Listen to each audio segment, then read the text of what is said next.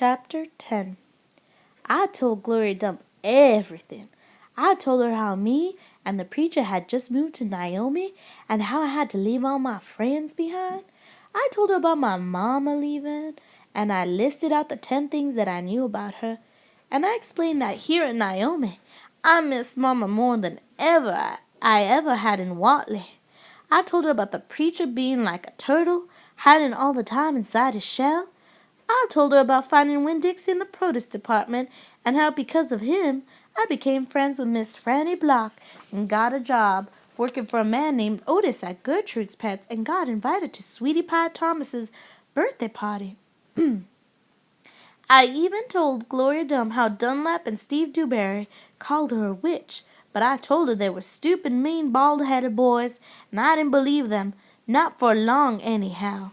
And the whole time I was talking, Gloria Dump was listening. She was nodding her head and smiling and frowning and saying, and is that right?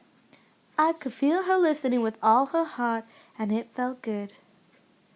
You know what? She said when I was all done. What? Could be that you got more of your mama in you than you just red hair and freckles and running fast. Really? I said. Like what? Like maybe you got her green thumb. The two of us could plant something and see how it grows. Test your thumb out. Okay, I said. What Gloria Dump picked for me to grow was a tree. Or she said it was a tree. To me it looked more like a plant. She had me dig a hole for it and put it in the ground and pat the dirt around it tight, like it was a baby, and I was tucking it into bed. What kind of tree is it? I asked Gloria Dump. It's a wait-and-see tree, she said. What's that mean? It means you gotta wait for it to grow up before you know what it is. Can I come back and see it tomorrow? I asked. Child, she said, as long as this is my garden, you're welcome in it. But that tree ain't going to have changed much by tomorrow. But I want to see you too, I said. Said Gloria Dump. I ain't going nowhere.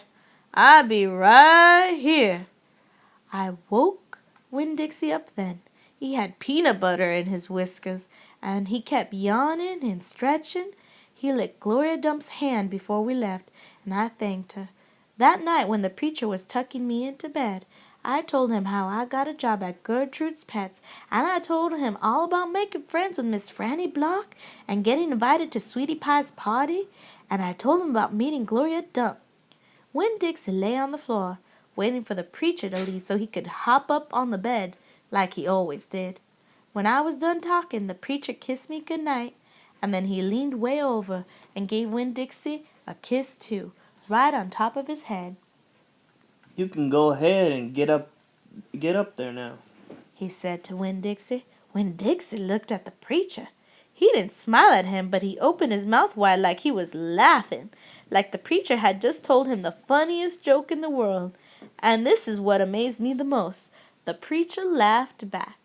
Winn-Dixie hopped up on the bed, and the preacher got up and turned out the light. I leaned over and kissed Winn-Dixie too, right on the nose, but he didn't notice. He was already asleep and snoring.